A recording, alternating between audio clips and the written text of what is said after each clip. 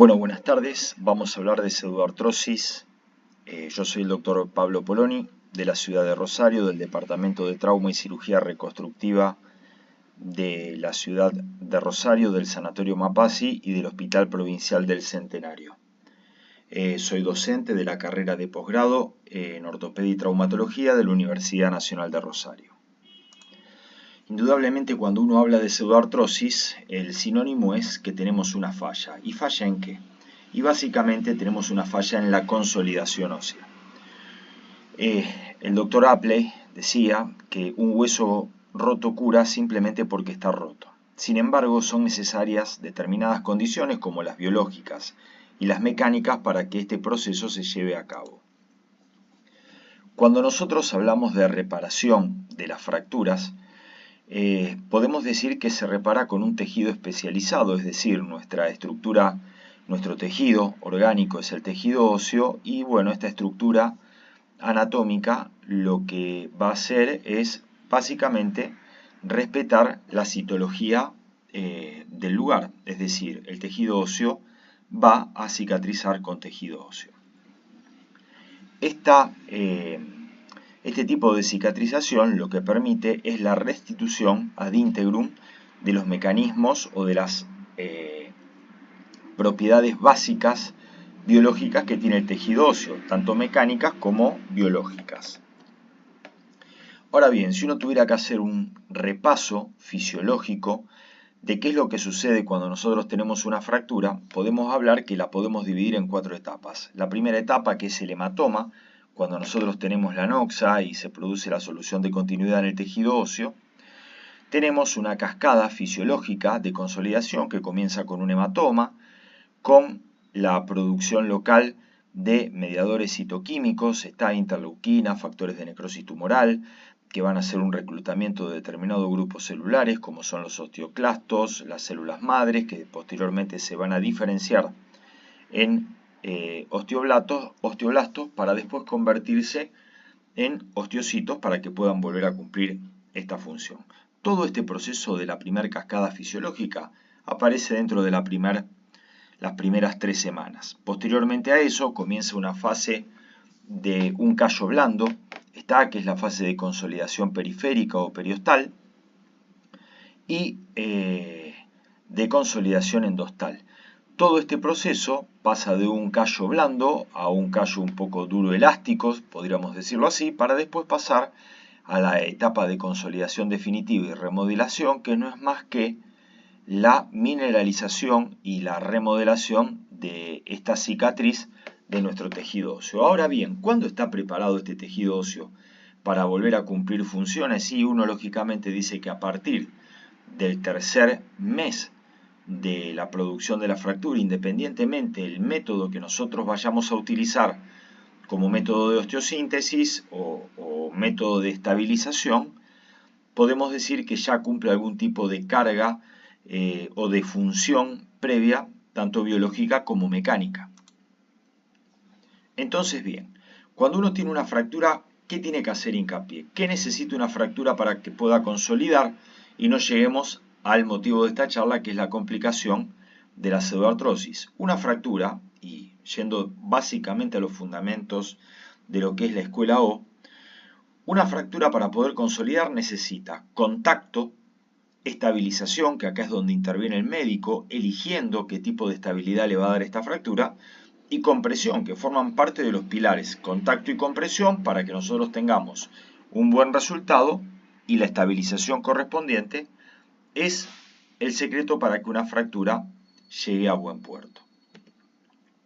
Ahora bien, ¿qué entendemos por pseudoartrosis? Y la literatura clásica habla de pseudoartrosis como el cese definitivo, y esta palabra es fundamental, definitivo, de los mecanismos biológicos de la consolidación. Es decir, que toda la biología que nosotros hablamos hace un ratito a nivel del foco de fractura está agotada, no va a poder recuperarse, no va a poder tomar un nuevo impulso, a diferencia del retardo de la consolidación, donde lo que tenemos es una alteración de la cinética de la osificación y de la consolidación, pero con biología activa.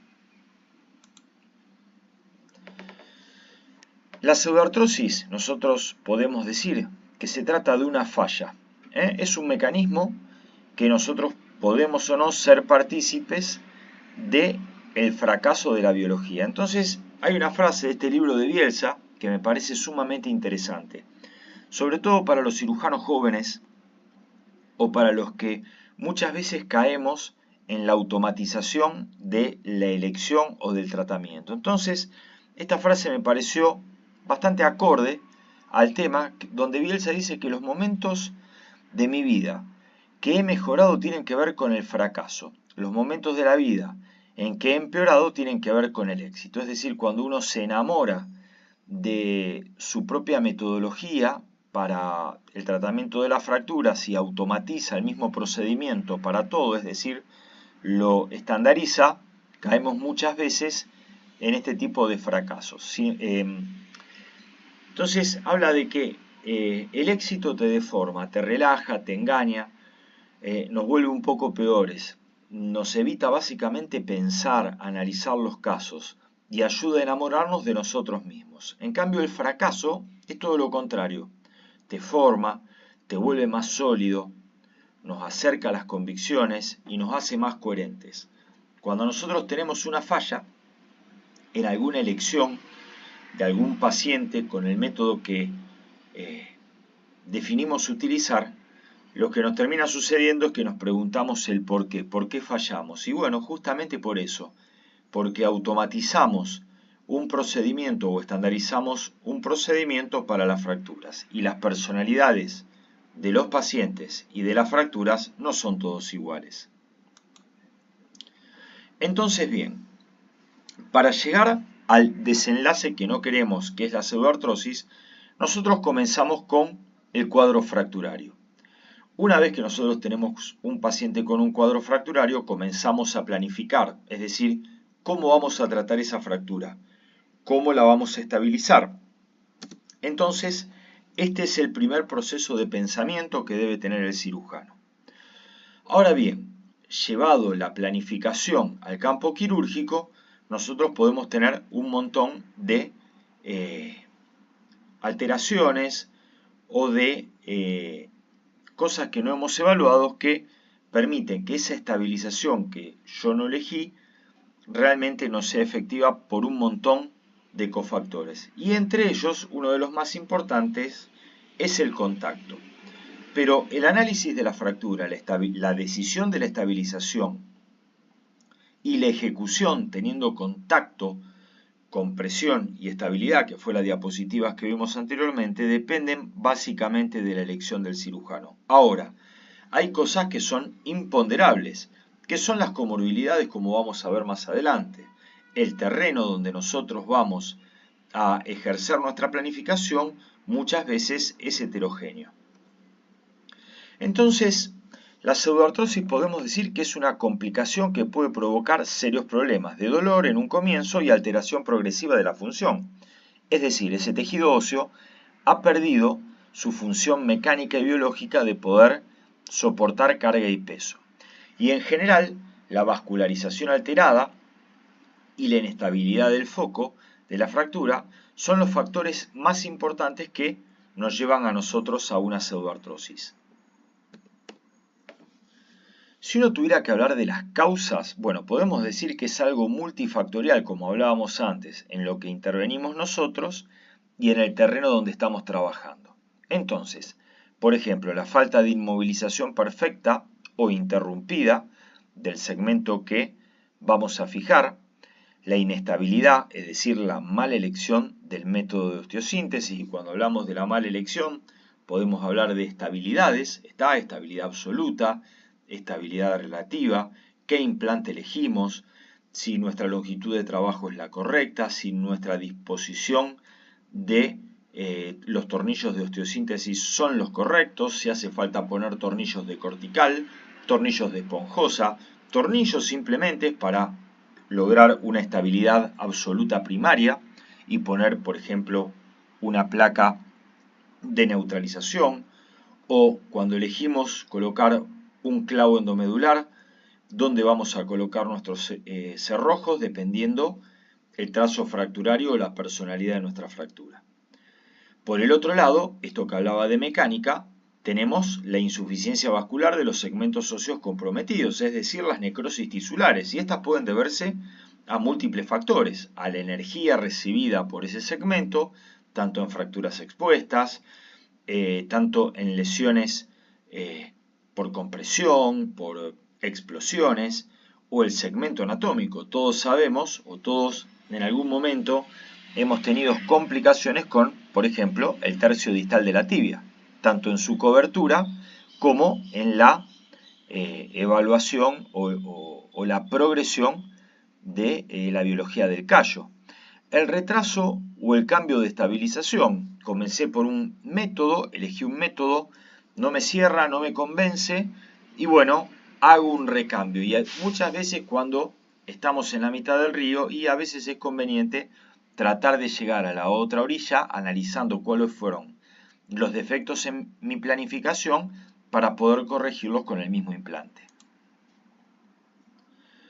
Por otro lado, la falta de contacto, recuerden, contacto y compresión son el secreto para que una lesión ósea consolide, separación excesiva de los fragmentos óseos, interposición de partes blandas, de masas musculares, de periósteo, de cuerpos extraños, pueden atentar contra la normal cascada de consolidación, fracturas en huesos patológicos, y acá tiene que ver mucho el tema del terreno, fracturas patológicas, enfermos no colaboradores, las personalidades de los pacientes, su estilo de vida, el hábito de fumar, patologías concomitantes como pueden ser hipovitaminosis, hipoparatiroidismo, hipoproteinemia en esos pacientes caquéticos, pacientes diabéticos, sobre todo por el tema de la microvascularidad, pacientes con enfermedades infecciosas como por ejemplo el HIV.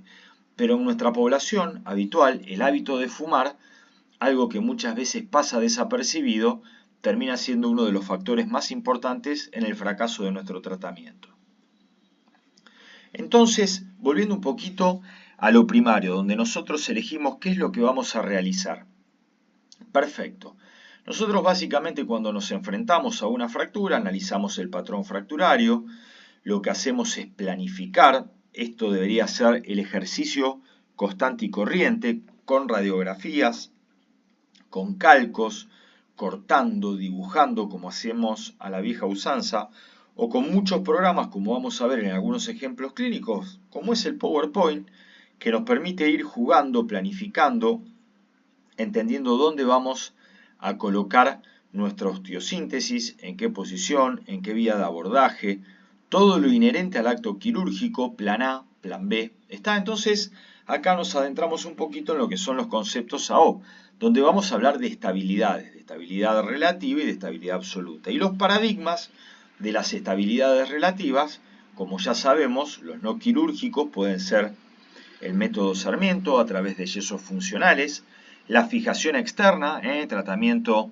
mínimamente invasivo que nos va a dar una estabilidad relativa, y cuando nosotros nos referimos a esto hablamos de un micromovimiento, está regulado, que no debe ser excesivo, que no debe ser más de las 5 micras de movimiento de carga axial.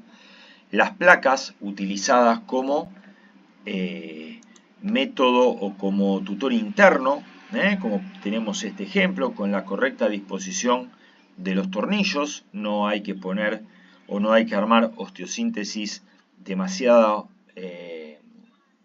rígidas porque trae un problema. Analizar básicamente lo que son el área de trabajo, la disposición de nuestros tornillos para que exista un micromovimiento controlado. Y sin lugar a duda, el gol estándar de la estabilidad relativa es el enclavado endomedular. En contrapartida, nosotros tenemos la estabilidad absoluta. Acá hay abolición de los segmentos y hay contacto y una compresión extrema, donde nosotros vamos a lograr un callo más bien de tipo endóstico. No lo vamos a ver en la radiografía, a diferencia de la estabilidad relativa, que nuestra primera visión de lo que es el callo óseo está íntimamente relacionado a la reacción perióstica. Y cuando nosotros hablamos de estabilidad absoluta, hacemos referencia fundamentalmente al tornillo interfragmentario. Es el elemento más importante a tener en cuenta la colocación de un tornillo en compresión con las diferentes técnicas AO, que son tornillos pasantes, está la utilización de las placas, de los bending de las placas, pero fundamentalmente lo que hablamos con el método de estabilidad absoluta es muchas veces la reducción abierta, la visualización del foco, la compresión extrema. Todos estos elementos muchas veces nos llevan a caer en vicios quirúrgicos como son el maltrato de las partes blandas y, como hablábamos antes, el factor biológico es sumamente importante. Pero como esta no es una charla que esté destinada al análisis de los métodos de osteosíntesis o los métodos de fijación, los cuales ya los damos por sabidos y entendidos, no era para dejar pasar este tipo de interpretaciones. Ahora bien, la estabilidad es un fenómeno que da una inmovilización la cual debe ser adecuada a el patrón fracturario que tenemos. Entonces, una inmovilización inadecuada con una fijación tanto externa como interna, y cuando hablamos de fijación interna, ahí hablamos de qué tipo de estabilidad opté. Si fue una estabilidad relativa, colocando una placa deslizada a modo de tutor interno, un clavo endomedular, ¿está? O un fijador externo AO, o una osteosíntesis interna, donde yo busco contacto, compresión y estabilidad, ¿está? Siendo un poco más riguroso, entendiendo que muchas veces la personalidad de la fractura nos impide poder tener estos logros, teniendo acortamientos, angulaciones, lo que van a generar es una alteración en el contacto, terceros fragmentos, ¿está? Y por consiguiente la evolución a una pseudoartrosis. La biología, como hablábamos recién, la importancia de la mecánica, la biología, y es nuestra materia prima.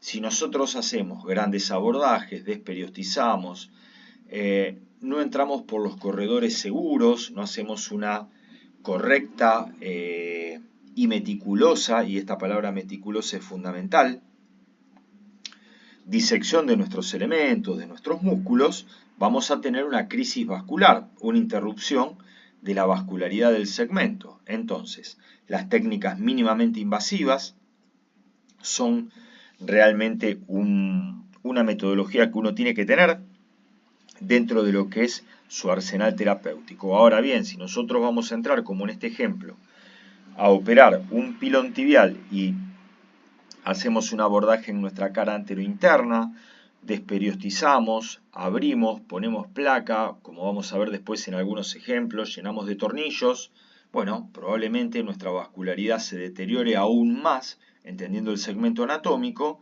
con la consiguiente alteración de la microvascularidad. Ustedes recuerden que los tejidos óseos, la nutrición, el 30% corresponde a la arteria nutricia y el otro 70% corresponde a las partes blandas circundantes y al periósteo.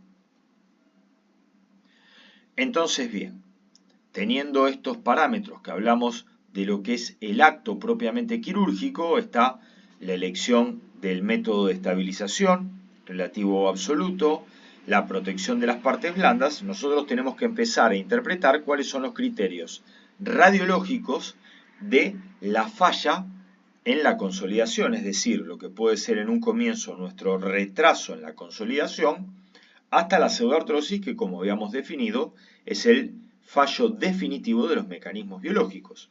Entonces, cuando nosotros, ustedes recuerden que la radiografía nos está mostrando básicamente lo que pasó 30 días atrás. La placa que yo le hice hoy de control a mi paciente tiene un delay de 30 días. Entonces, es sumamente importante también entender esto que está ocurriendo. Entonces, como fallo de la progresión radiológica del callo, 6 meses tras la cirugía, nosotros podemos hablar de que estamos en vía de este retardo de consolidación en convertirse en una pseudoartrosis. Y otro dato muy importante es el estrés del implante, como son el aflojamiento del implante. Nosotros vamos a ver inestabilidad, tornillos que presentan osteólisis, alteraciones marginales, podemos tener algún tipo de fractura o de lesión, relacionado a la periferia de nuestro implante o directamente el aflojamiento, el arrancamiento de nuestra osteosíntesis.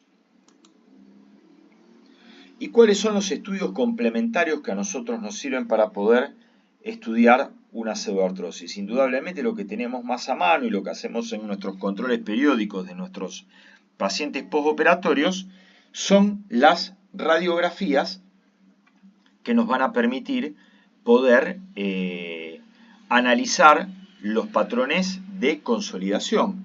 Entonces, básicamente tenemos una clasificación que es la clasificación de Judet, que es una clasificación radiológica y es la primera que nos encontramos para poder analizar dónde está la falla. Y ahora vamos a ver cuáles son los patrones clasificatorios de la clasificación de Judet para interpretar la pseudoartrosis. Otro método que debe estar siempre es la tomografía axial computada. ¿Por qué? Porque básicamente nos permite poder planificar, analizar dónde existe la falla. Es sumamente recomendable utilizar los software que vienen relacionados a los tomógrafos, como son la reconstrucción 3D, la sustracción metálica, que nos permiten poder tener una mejor planificación, y las punciones óseas, porque ahora después, más adelante, vamos a hacer el gran corte con lo que respecta no solamente a la morfología de nuestra pseudoartrosis, sino también a hacer una gran división.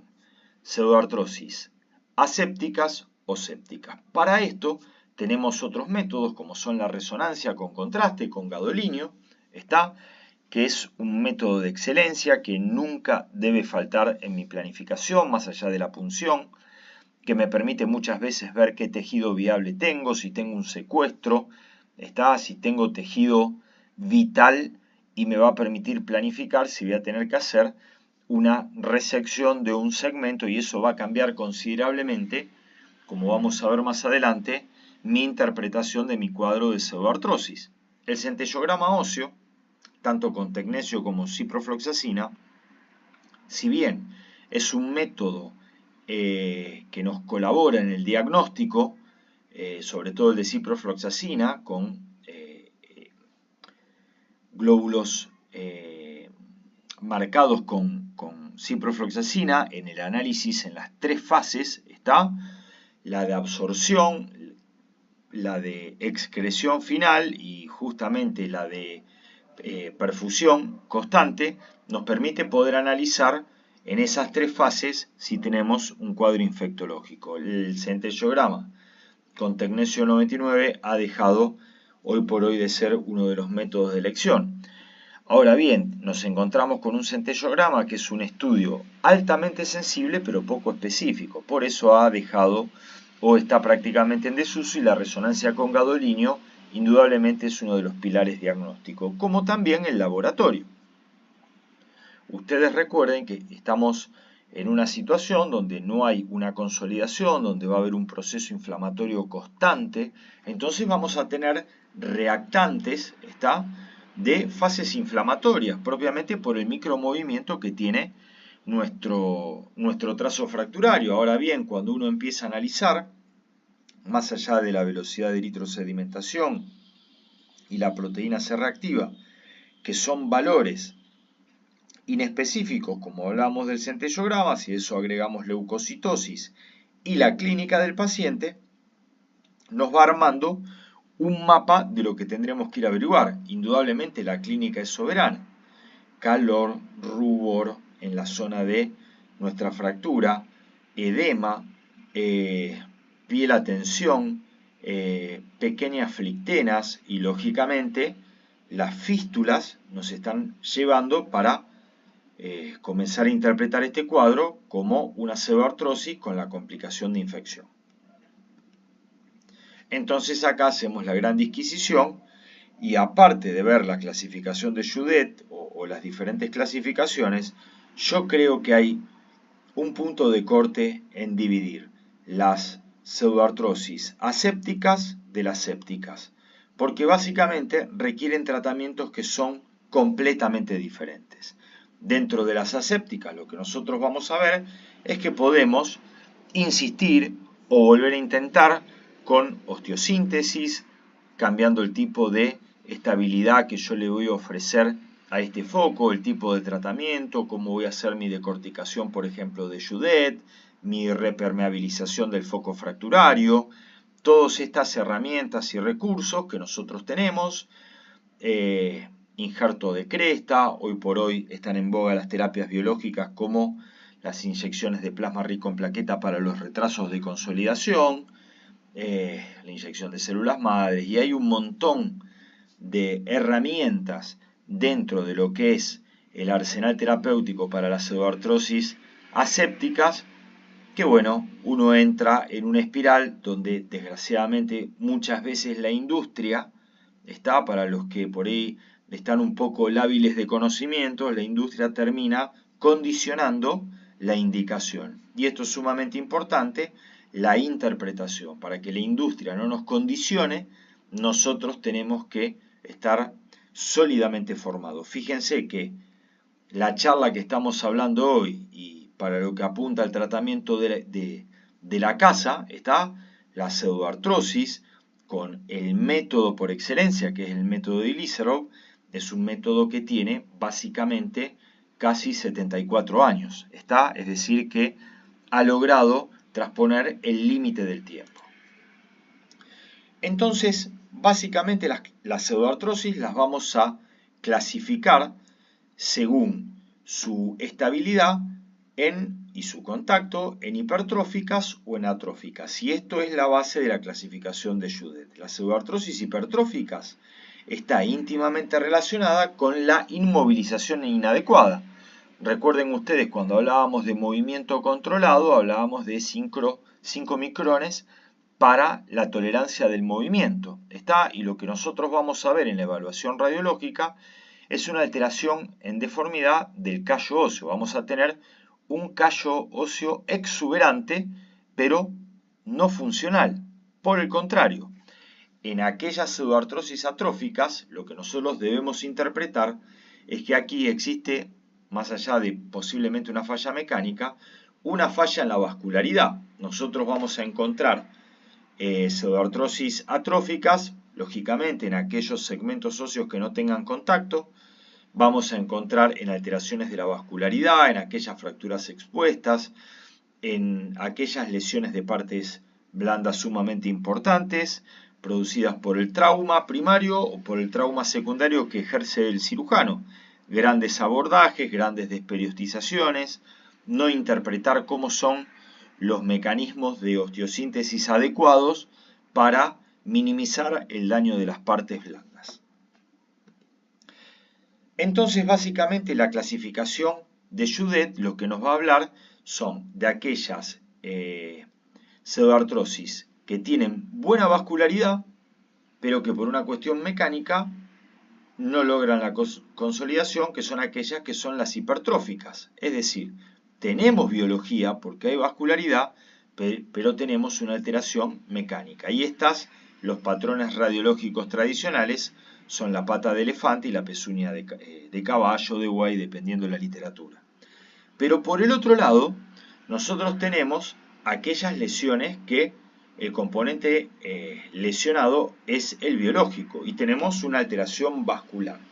Entonces, como vamos a ver acá, muchas veces al no tener contacto, los segmentos a fusionar para la consolidación, por más osteosíntesis que pongamos, si no hay contacto, compresión y una estabilidad, no vamos a lograr la consolidación.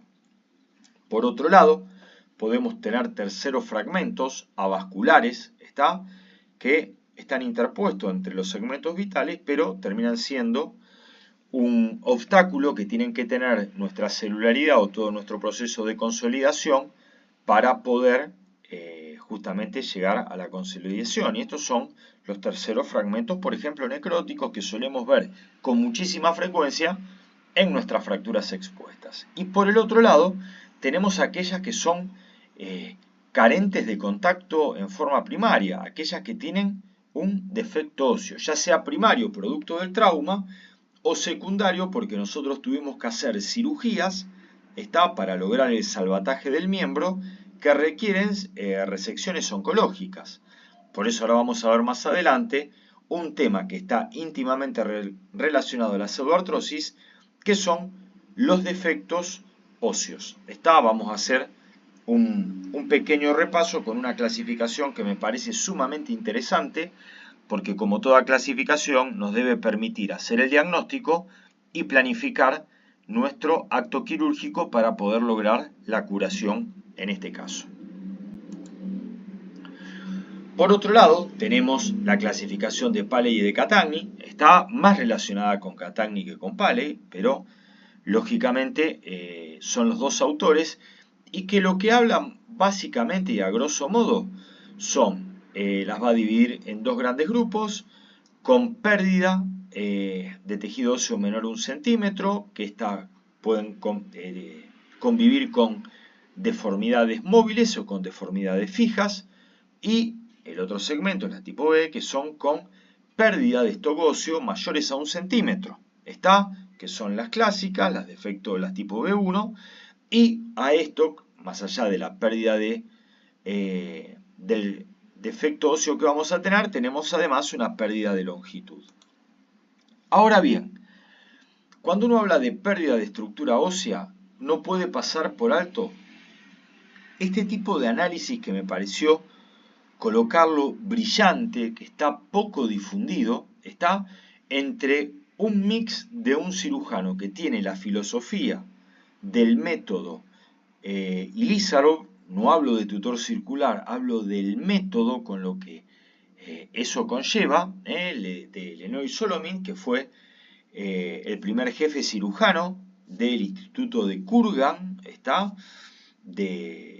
sucesor de Ilízarov, discípulo directo, pero el cirujano hace un mix, entre lo que son los conceptos de la escuela AO, para lo que es la clasificación, que nosotros estamos completamente acostumbrados o que le enseñamos a nuestros residentes, que es el ABC de qué tipo de fractura es, en qué segmento está, qué características tiene, y esto nos abre un abanico terapéutico. La clasificación que no permite hacer la prospectiva de un tratamiento es una clasificación que no tiene ningún sentido. Las clasificaciones en cualquier especialidad de la medicina nos deben servir para darnos una idea del problema y por ende darnos una alternativa terapéutica que tenga estas características, que sea mensurable, que sea reproducible y que sea racional. Entonces, desde los conceptos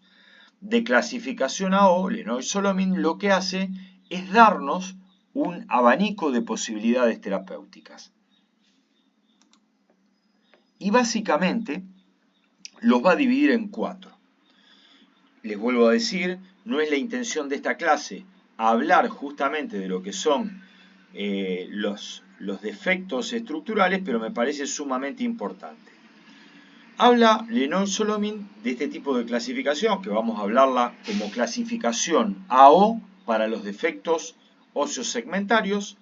Va a hablar de las tipo A. Ustedes recuerden que la clasificación AO habla de las tipo A como aquellas lesiones que, digamos así, son más sencillas. Habla de las tipo A1, que son defectos diafisarios menores al 20% de la circunferencia, es decir, del perímetro de donde ellas se encuentran. Los defectos tipo A2, que son defectos metafisarios, esas lesiones de tipo cavernosas que muchas veces se producen en infecciones, y las de tipo A3, que son un poco más complejas porque en realidad lo que están afectando es nuestra epífisis, donde no solamente vamos a tener tejido óseo, sino también tejido cartilaginoso. Las de tipo B son aquellas, tal cual como la clasificación AO. Cuando hablamos B, hablamos de segmentos en alas de mariposa.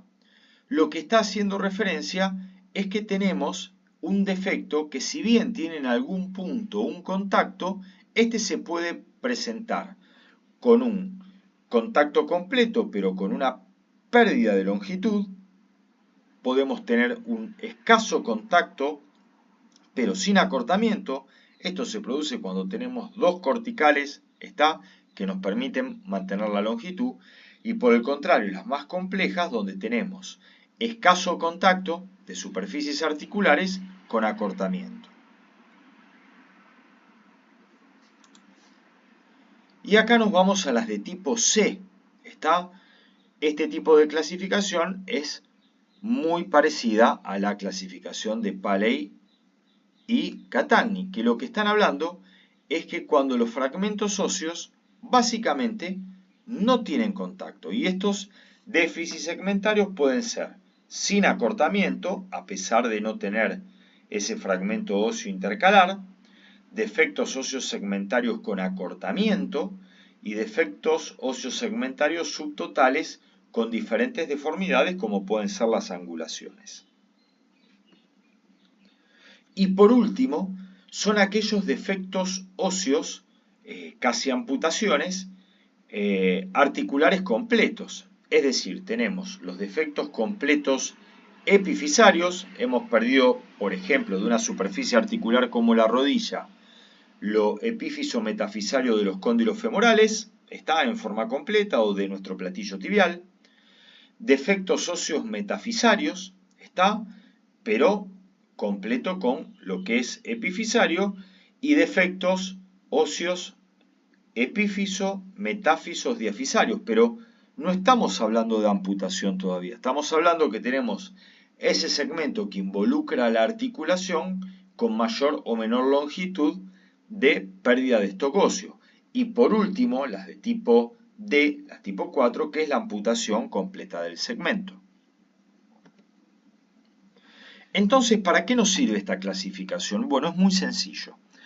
Cuando nosotros tenemos un defecto de tipo A, recuerden que hablábamos de aproximadamente un 20% del perímetro de ese defecto óseo, bueno, nos lleva para un camino terapéutico. Y ahí tenemos un montón de recursos biológicos, como pueden ser el curetaje y el relleno con tejido óseo autólogo, heterólogo, esto es discutible, biovidrio para aquellos segmentos que además tienen una infección, o todos los recursos que nosotros tenemos de sustitutos óseos, o cuando son epifisarios parciales, bueno, tenemos las hemiartroplastias, como pueden ser una prótesis parcial de rodilla, por ejemplo, y creo que es el ejemplo clásico para este tipo de defectos óseos, que son los de tipo A. Para los de tipo B, que son terceros fragmentos, particularmente, y mi interpretación, es que dependiendo la magnitud del defecto óseo de ese tercer fragmento que nosotros tenemos, creo que dentro de nuestro arsenal terapéutico, la técnica de Masquelet podría ser un recurso para este tipo de defectos de terceros fragmentos que en algún punto guardan contacto, de lo que es la técnica de Masquelet. Y uno podrá valorar o no cuál es su método de fijación, que es lo que necesita la técnica de Masquelet. Recuerden que la técnica de Masquelet consta de diferentes pasos, entre ellos no solamente la colocación del material de cuerpo extraño, que es nuestro polimetilmetacrilato con antibióticos o sin antibióticos, el debridamiento adecuado, sino la estabilización correcta. Y esa estabilización, acá uno puede empezar a jugar y hacer un mix de cosas, es decir, puede poner osteosíntesis rígidas, placas con tornillos, osteosíntesis con un poco más de elasticidad, como pueden ser los clavos endomedulares, o puede poner fijadores externos, como puede ser un tutor circular. No estoy hablando de método Ilízaro, estoy hablando de fijadores circulares que me permitan en el segundo tiempo de la técnica de Masquelet poder lograr algo de compresión a nivel del foco cuando uno coloca injerto. Pero sin lugar a dudas, el método de Ilízaro, cuando hablo método, estoy hablando de método, no solamente del tutor circular. Recuerden que si yo pongo un tutor monolateral de Bastiani y utilizo los principios del método, de Ilízaro, es reproducible a la perfección.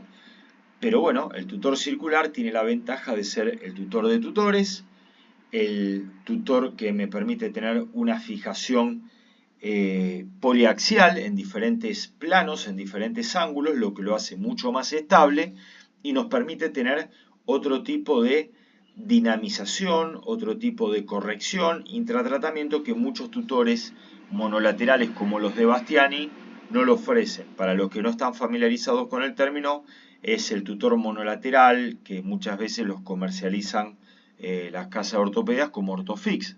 Fíjense ustedes que cuando nosotros ponemos tutores de estas características monolaterales, tenemos que empezar a pensar en tutores híbridos, en grandes cuerpos para la fijación, tutores LRS y tutores híbridos con diferentes estructuras. Entonces, yo me acuerdo de una frase de Catagni que decía: lo híbrido junta lo peor del método o del tutor circular con lo peor de los tutores monolaterales. Entonces, la realidad es que, como uno siempre dice, el Fernet se toma con Coca-Cola y no con Manaos, teniendo o entendiendo el método con lo que es el tutor circular, yo creo que es el método de métodos.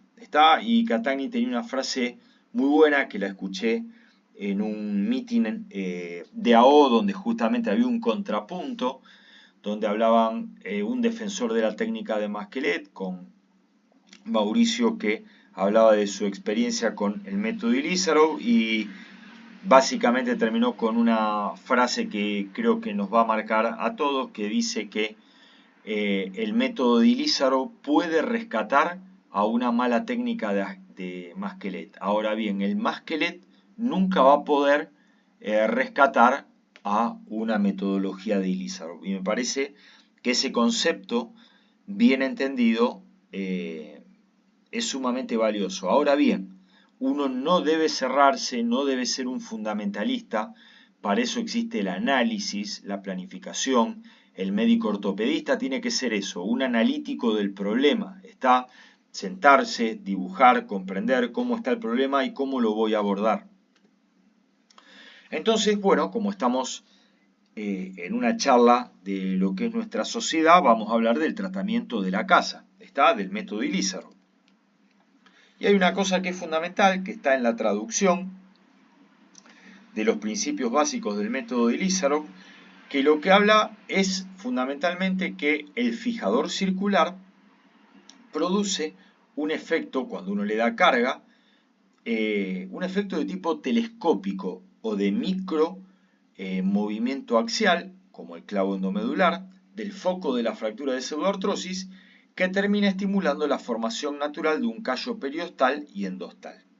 Ustedes recuerden la otra frase, la verdad que Ilízarov, yo creo que al final era un poeta frustrado, hablaba de que la pseudoartrosis se funde en el fuego de la compresión, y donde nosotros tenemos contacto, compresión y la estabilidad deseada con este micromovimiento en carga axial, nos acercamos muchísimo más al resultado de la curación que al fracaso terapéutico. Entonces, cuando nosotros hablamos de método de Ilízarov, primero lo que uno tiene que analizar es qué quiere decir método. Método es una serie pautada, preestablecida de procedimientos o de conceptos que nosotros debemos utilizar para llegar a un fin determinado. Entonces, hay un libro muy lindo, ahora están de moda todos los libros de los deportistas que hablan de su historia y son todos medio libro de autoayuda. Uno de los pioneros fue el gran maestro que es Bielsa. Yo soy de Rosario, por eso tanta pasión y del más grande del interior, como decimos nosotros acá, que es Newell, que pasó Messi, Maradona, bueno, en fin. No hablemos de fútbol. Bueno, cuando nosotros hablamos de método, decimos que es una palabra que proviene del griego métodos, camino quiere decir, o vía, y que se refiere al método utilizado para llegar a un fin determinado.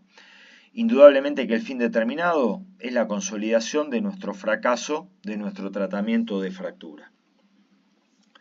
Les dejo este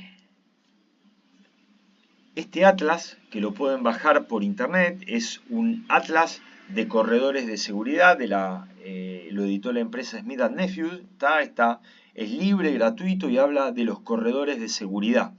Y esto es sumamente importante porque cuando nosotros vamos a encarar un tratamiento con una fijación externa, tenemos que tratar de minimizar las complicaciones relacionadas a las rigideces producidas por malas colocaciones de nuestro yang, que en definitiva lo que van a terminar generando son rigideces articulares, por ejemplo.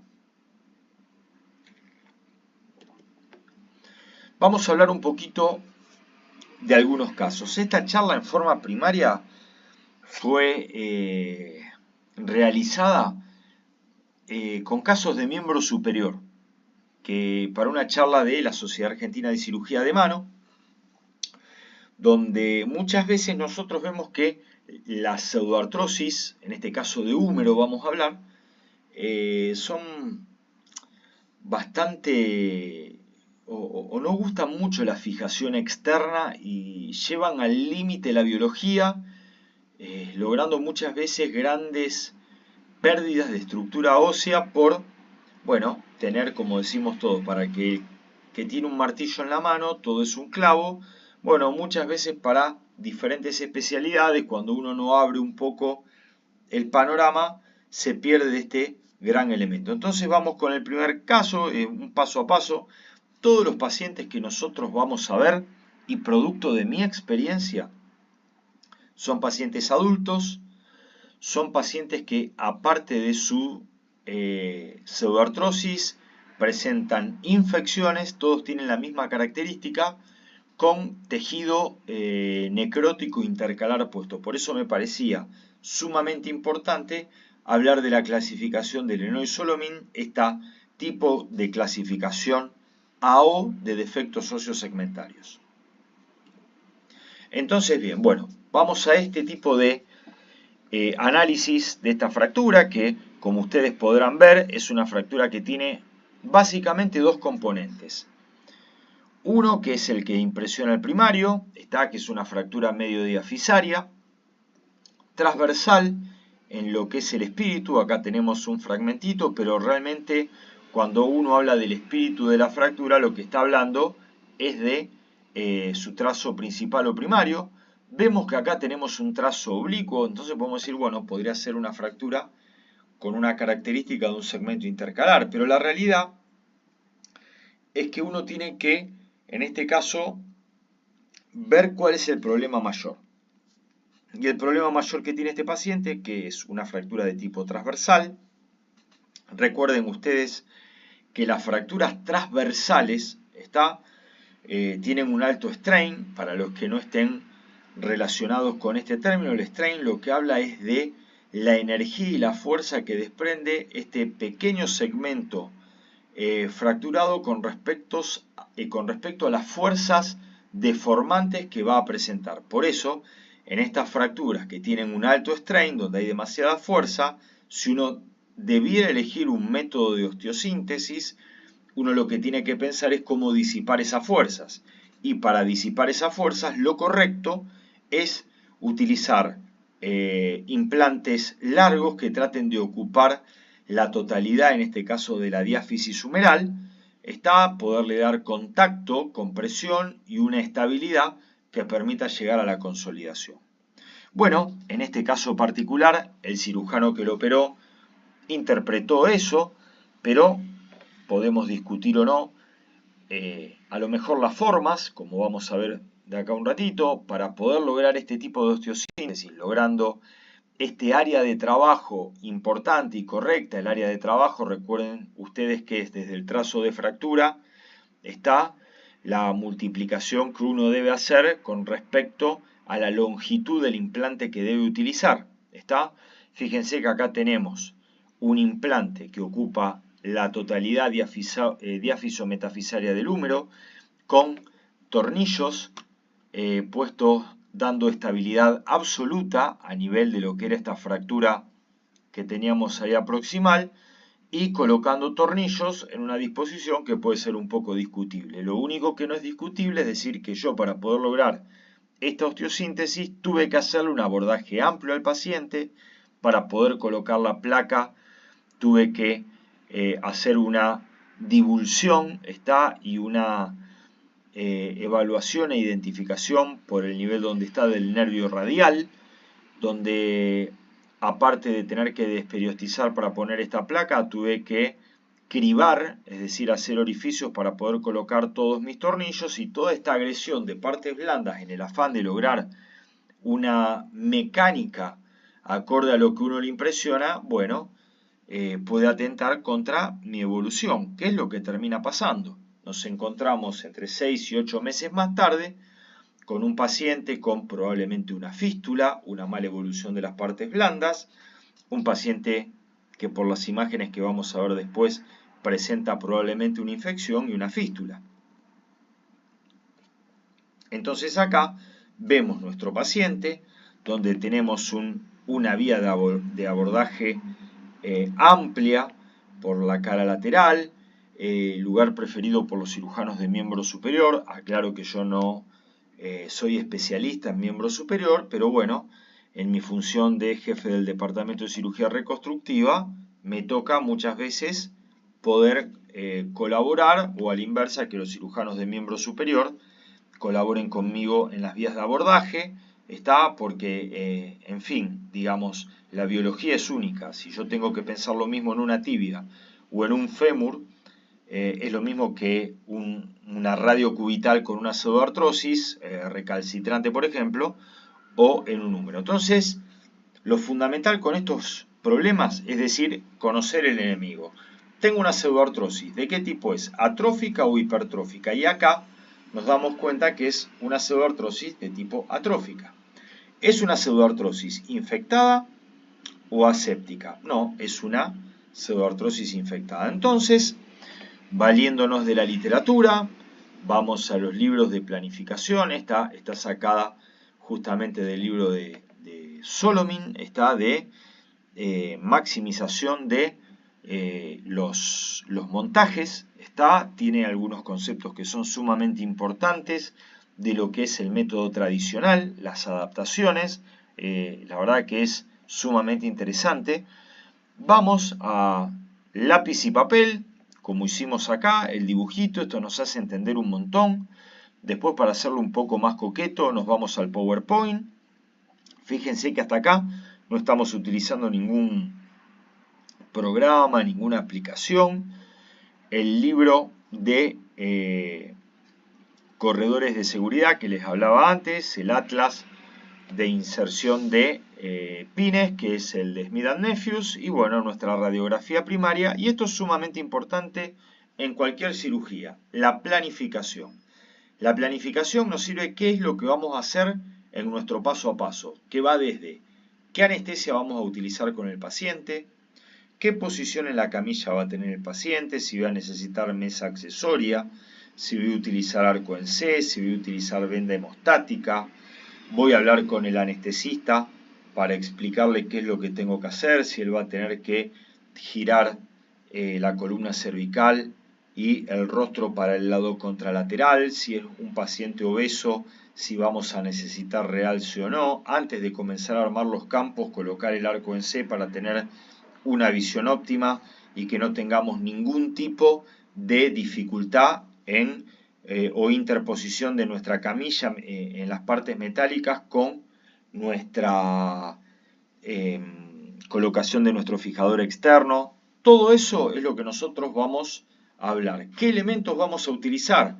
Legra, cureta, escoplo, martillo, porque la circulante y todos los integrantes del equipo quirúrgico lo que tienen que tener es la idea de qué es lo que se va a hacer, cuál es el paso a paso. Para eso hay que sentarse y pensar. Perfecto, llevado a cabo, uno ingresa por la misma vía de abordaje que ya tenemos, buscamos los extremos, hacemos una correcta limpieza, un debridamiento de todo ese tejido fibroso que no es más que nuestro foco de pseudoartrosis, nuestra repermeabilización del canal endomedular. Este gesto es sumamente importante, decorticación de Judet, la colocación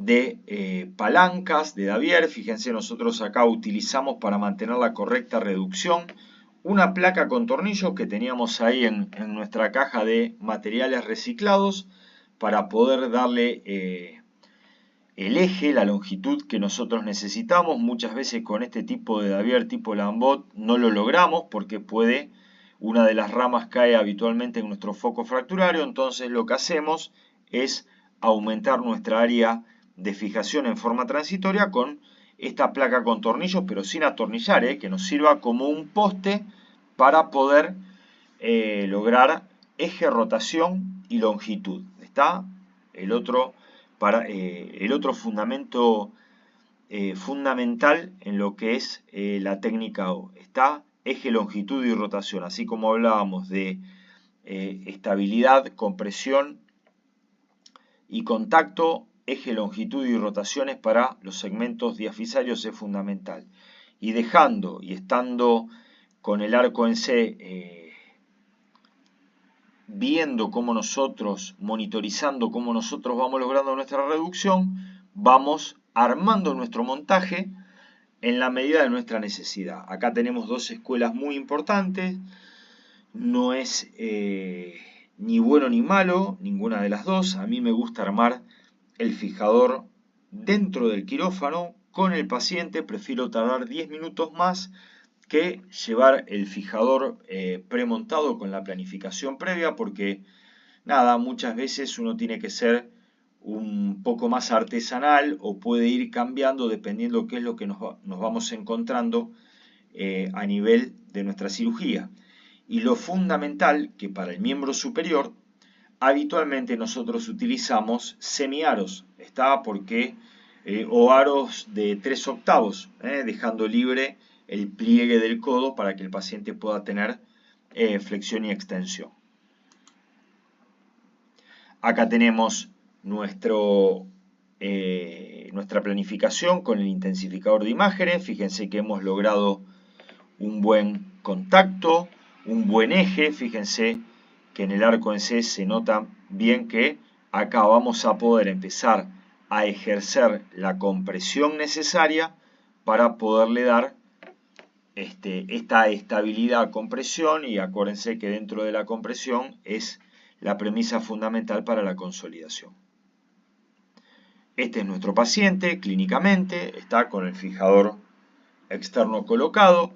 Recuerden que estos tratamientos desgraciadamente son bastante incómodos, pero fundamentalmente lo que uno tiene que hablar, como hablábamos antes de cuál es nuestro medio, con el paciente, explicarle que este tipo de tratamientos suelen durar entre 6 y 8 meses, que puede tener algún tipo de alteraciones, que uno lo puede tener que llevar al quirófano al paciente para cambiar por una cuestión de osteólisis, de infección local, a corregir o cambiar algún punto de entrada de nuestro Jans. Por eso es tan importante, o por eso es el tutor de tutores, este sistema que a nosotros nos permite ir corriendo nuestros Jans en diferentes grados. Si yo hubiera hecho esto mismo con un tutor monolateral de Bastiani y tengo una complicación con uno de mis Jans, ya voy negociando esta estabilidad, infección, y esto no ocurre con el método Ilizarov. El caso 2, el caso de transporte. Habitualmente los casos de transporte están relacionados a una falla biológica masiva. Como verán acá, este es un paciente que viene de otra institución. No me gusta hablar de los pacientes que vienen derivados del interior, porque yo soy del interior, soy de Rosario, entonces cuando voy a escuchar una charla a Buenos Aires me siento como que uno, es del campo, y la realidad es que no es tan así. Y muchas veces, sí, yo estoy más relacionado a los colegas que están en el campo por una cuestión geográfica, donde los colegas realmente hacen lo que pueden con lo que tienen, con muchas veces excelentes resultados y con muchas veces fracasos, como nos ocurren a todos. Entonces acá lo que podemos ver es una osteosíntesis combinada. Fíjense que tenemos dos placas. Está una placa que tiene muy poquita área de trabajo y probablemente por el patrón fracturario, una placa en otro plano que nos permite tener lateralidad. Pero cuando uno retira la osteosíntesis se va a encontrar con todo este segmento que está desvitalizado. Grandes abordajes, grandes desperiodizaciones, probablemente mala vascularidad, necrosis del segmento, que nos lleva a nosotros a tener que planificar en lápiz y papel cómo vamos a hacer nuestra reconstrucción. Y uno de los pilares, recuerden cuando hablábamos de la clasificación de Solomon, las tipo C está con defecto óseo. En este caso el defecto óseo lo estamos generando nosotros. Está resecando, removiendo todo este material que es inerte, que es avascular y que probablemente sea nuestro reservorio de gérmenes, está en este segmento. Planificación, lo mismo, buscamos el patrón que más se adecue, vamos a la literatura, a los trabajos, hay que estudiar, leer, está de este libro que para mí es sumamente didáctico, que es el de Fundamentos de Lenoir Solomon, está, que se los recomiendo, segunda edición, la verdad que es fabulosa. Bueno, acá hicimos la planificación que habíamos visto anteriormente con la resección del tejido desvitalizado. Recuerden que uno muchas veces en la radiografía hace una planificación, con la resonancia con gadolinio nos permite tener algunos márgenes de seguridad, pero que la macroscopía está con el signo de paprika, que es estimular y sangrado. Bueno, muchas veces nos permite hacer resecciones menores. Estas resecciones menores muchas veces, bueno, nos quedamos cortos y fue un error de interpretación. Pero nos permite en el transcurso del tratamiento, si nosotros vemos que la cosa no marcha o que tenemos nuevas fístulas, rever, reevaluar, revisar. Sí, lo que es innegociable es el punto de dónde vamos a realizar nuestra osteotomía. ¿Está? La osteotomía tiene que ser de preferencia metafisaria en los segmentos proximales que están mejor vascularizados que los distales. Acá vemos el montaje que nosotros ideamos con barras largas para darle más estabilidad y poder realizar el transporte a través de este aro. Y fíjense cómo con los acoples en C nosotros lo que hacemos es conservar longitud. Está con los semiaros proximal y distal, con nuestros acoples en C para poderle dar la longitud adecuada y nuestras barras largas con nuestro semiaro, que muchas veces lo que utilizamos son los semiaros de las placas femorales, ¿está? Que tienen diferentes alternativas para poder poner nuestros acoples con los shanks y comenzar el transporte. Otro caso que me parece sumamente interesante son los rescates de artrodesis, ¿está? Recuerden que la artrodesis es la estabilización articular en forma definida, irreversible, de este segmento articular. Entonces muchas veces ante fracturas complejas, con minutas infectadas de las articulaciones, las artrodesis es un método que todavía hoy por hoy están en vigencia. Por más que yo les esté mostrando casos de miembro superior, yo que me dedico más al miembro inferior, artrodesis de tobillo, artrodesis de rodilla, sin lugar a duda, método Ilízaro, primera elección. Acá lo que nosotros vemos es el retiro de todo el implante. Recuerden que todos estos pacientes tienen pseudoartrosis infectadas, por tal motivo, si evitamos material de osteosíntesis, mejor. Vamos armando montajes transarticulares. Muchas veces debemos valernos de estos montajes, de estas bisagras, por más que nosotros o nuestro objetivo sea la artrodesis del codo. Para tener un mejor montaje, lo que uno hace es ajustar estas bisagras. Recuerden siempre tener estructuras de pilares, dos niveles por arriba, tratar de tener dos niveles por debajo donde vamos a realizar una artrodesis y nuestras barras roscadas para poderle dar la compresión adecuada. Son pacientes que en este caso de las artrodesis lo toleran muy bien. Lo que hacemos muchas veces es el desmontaje directamente en la sala de curaciones, inclusive hasta los mismos Jans. Ahí es donde hacemos la prueba clínica, que haya estabilidad, y posteriormente hacemos los controles radiológicos con el final del caso, con la fusión articular.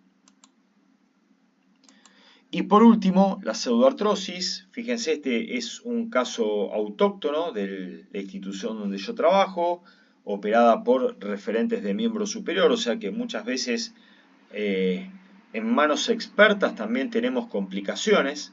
Fíjense que es una fractura extraarticular, que si uno tuviera que trazar el cuadrilátero de Hein, bueno, está medio ahí en el borde, es metáfiso diafisaria con un tercer fragmento. Se opta por una osteosíntesis en forma primaria con una sola placa con tornillos. La verdad que la osteosíntesis creo yo que es correcta la decisión, para este tipo de patrón fracturario, pero bueno, uno de los parámetros que nosotros muchas veces tenemos es el de la osteólisis, el aflojamiento, y ustedes recuerden que cuando uno empieza a ver osteólisis, aflojamiento o estrés de material, lo primero que tenemos que pensar es en infecciones. No creo que ande el video, pero les puedo asegurar que esto tiene un movimiento que asusta un poco.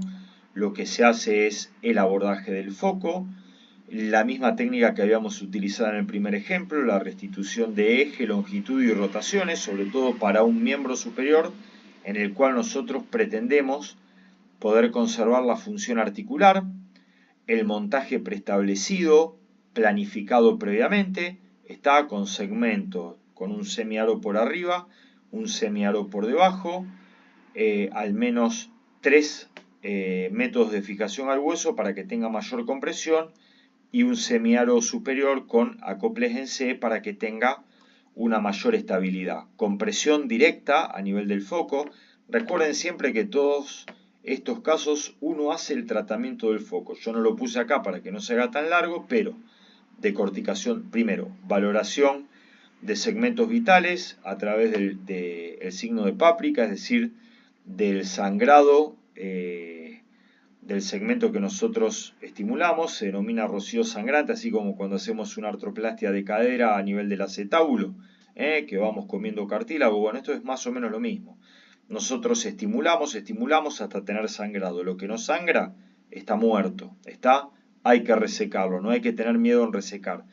Sobre todo en miembro superior, ustedes recuerden que básicamente tolera hasta 5 centímetros de acortamiento, entonces no hay que tener miedo. Lo más importante es lograr segmentos biológicamente activos que me permitan la compresión. Esto es para cualquier segmento, si es la tibia o es el fémur, lo mismo, y después si hay que elongarlo, se elongará sobre tejido sano, pero nuestro problema primario es la pseudoartrosis. No me sirve para nada tener miembros de iguales longitudes que no sean funcionales. Entonces, primero, la consolidación del foco. Segundo, Francia. No, un chiste. Segundo, osteotomía y longitud. Perfecto. Acá vemos cómo el paciente tratamos de tener la conservación de la movilidad articular con el montaje hecho. Fíjense que siempre uno negocia estabilidad con movilidad articular. Hacemos el mismo procedimiento, que es el retiro del fijador en la sala de curaciones, donde vemos que tiene una limitación, básicamente en la flexión, que llega a 90 grados, ahora lo vamos a ver, pero tiene una extensión completa, eso es sumamente importante. Radiológicamente vemos que tenemos signos francos de consolidación, y vemos que tenemos un paciente con extensión completa, con una limitante de flexión con respecto a la contralateral de 90 a aproximadamente 120 grados, con una pronosupinación conservada. Y para ir terminando, por más que se haya hecho un poquito extenso, lo que debemos concluir es que las pseudoartrosis, si bien no son frecuentes, suelen asociarse a fracasos, tanto en producidas por inestabilidad, movimientos anormales, pérdida de fuerza con respecto a nuestros implantes, malas reducciones, movimientos articulares, pérdida de la funcionalidad. El tratamiento de estas complicaciones requiere una planificación preoperatoria detallada, un enfoque adecuado, una reducción abierta con el tratamiento del foco. Recuerden, no me voy a cansar en repetirlo. Resección de tejido necrótico que no esté vascularizado, signo de páprica. Repermeabilización del canal endomedular, contacto, compresión y decorticación de Judet. Ese es el esquema que uno tiene que tener en la cabeza. Selección de una fijación adecuada. En mis manos y en mi experiencia, todo lo que sea séptico va por el camino de la fijación externa. Todo lo que sea aséptico va por la fijación interna, salvo raras excepciones. Las opciones de tratamiento que ustedes tienen para la pseudoartrosis o para los defectos osteosegmentarios son reducciones abiertas y fijaciones internas con placas y tornillos, como hablábamos recién, clavos intramedulares, fijación externa, y en esto podemos utilizar métodos combinados como son el acortamiento, como hablábamos recién, la compresión del segmento, elongación o transporte. Es decir, nosotros podemos combinar diferentes conceptos con el mismo fijador. Artroplastias de interposición o de resección, como pueden ser cuando hablábamos antes de los defectos óseos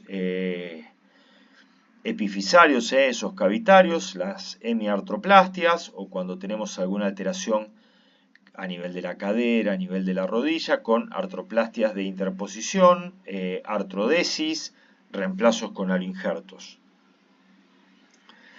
Las infecciones constituyen un capítulo aparte, uno tiene que sentarse y analizar. Las infecciones son realmente un problema y hoy por hoy nos encontramos con una fauna de gérmenes que la verdad es que yo en mi paso por la microbiología en la universidad jamás había leído de algunos gérmenes. Yo creo que es un complot de los microbiólogos para que existan nuevos fármacos y que en realidad no existen.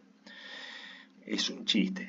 Vemos que cuanto más antibióticos usamos en forma empírica, y esto es producto de la negación, mi paciente nunca se infecta, el del vecino sí se infecta, el mío nunca, bueno, estas utilizaciones y la negativa o la negación de decir este paciente que lo operé yo está infectado, y empezamos con ciprofloxacina en forma empírica, clindamicina, minociclina, lo único que hacen es generar gérmenes más resistentes, casos más complejos, no solamente para la patología reconstructiva, sino también para la patología clínica infectológica. El uso de marcos dinámicos, como el método de Ilízaro, ofrecen una opción única. Para mí es superadora, no hay con qué darle. Para no solamente mantener el alineamiento anatómico de los fragmentos, sino también para permitir un movimiento funcional. Y lo más importante, poder ir corrigiendo en la medida que va avanzando nuestro tratamiento. Para concluir, es muy importante la planificación. El que no planifica previo a la cirugía está planificando el fracaso. El abordaje del problema yo creo que tiene que ser multidisciplinario. Psicólogo, clínico, infectólogo, kinesiólogo, médico fisiatra. Nosotros solitos colocando un fijador externo no vamos a solucionar el problema. Entender primariamente cuál es el problema. ¿Tengo un problema biológico o tengo un problema biológico? ¿Está mecánico o biológico? ¿Cuál es mi capacidad personal para poder llevar a cabo todo lo que planifiqué muy lindo en el papel? ¿Tengo el medio adecuado? Recuerden ustedes que la medicina no es una cuestión de resultados, sino es una cuestión de medios. Si yo no cuento con el servicio interdisciplinario, clínica, psicología, infectología, y me voy a alargar a operar esto, la verdad es que estoy planificando el fracaso. Por el otro lado, ¿qué paciente tengo? Desgraciadamente yo siempre hablo, yo me desempeño en dos áreas, en la pública y en la privada. Y en la privada con pacientes complejos, ustedes recuerden que muchos de estos pacientes que vienen súper toqueteados con lesiones graves no son pacientes de las obras sociales top, son pacientes que son trabajadores que vienen por el sistema de ART, que son los pacientes que sufren los mayores traumas cuando están yendo a trabajar, choques en la ruta, arrollamientos con la moto, vienen de localidades donde muchas veces los que trabajamos, como decimos en el interior, vemos que hacemos muy bien artroplastias de cadera, de rodilla, artroscopías para algún menisco, alguna fractura de muñeca, pero cuando llegan estas lesiones graves no sabemos hacer un colgajo, a todo le ponemos un VAC, que el VAC es sinónimo de traumatólogo vago, ¿está? Las heridas hay que verlas, el paciente que llega con un VAC de más de 7 días colocado tiene una infección habitualmente polibacteriana y multiresistente. El VAC es un método transitorio para la planificación de la cobertura biológica, un colgajo, ¿está? Así que creo yo que estas son las premisas del entendimiento del problema. Y esta frase me la traje de este médico que se llama Alfredo Ceballos, que es cubano, que ellos utilizan, como verán ustedes acá, un tutor que es semicircular, que se llama tutor tipo Ralca porque es de Álvarez Cambrás, que fueron todos discípulos directo Cuba, Rusia, son amigos. Es una adaptación de lo que es el método Ilízaro, pero es una adaptación del tutor circular con los preceptos del método de Ilízaro.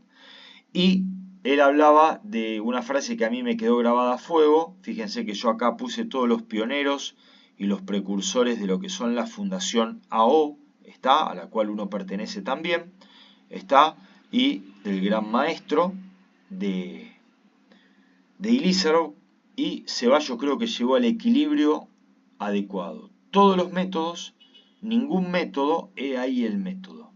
La combinación que nosotros tenemos en nuestro portfolio de conocimiento, de conceptos AO y de conceptos del método Ilízaro, cuando uno se sienta, los piensa, los combina en forma adecuada, el único que tiene el éxito asegurado es nuestro paciente que tiene una complicación grave. Desde ya, muchísimas gracias. Como verán en todas las fotos, tienen ahí la página web para que puedan ver casos. Muchas veces uno aprende o desaprende viendo de los errores de los colegas o de los aciertos. Así que, bueno, los invito a participar en la sociedad con sus casos, problemas. Están siempre los oídos o los canales abiertos para que puedan participar. Desde ya, muchísimas gracias. Perdón por la extensión, pero creo yo que es un tema que requiere este tipo de abordaje. Muchísimas gracias.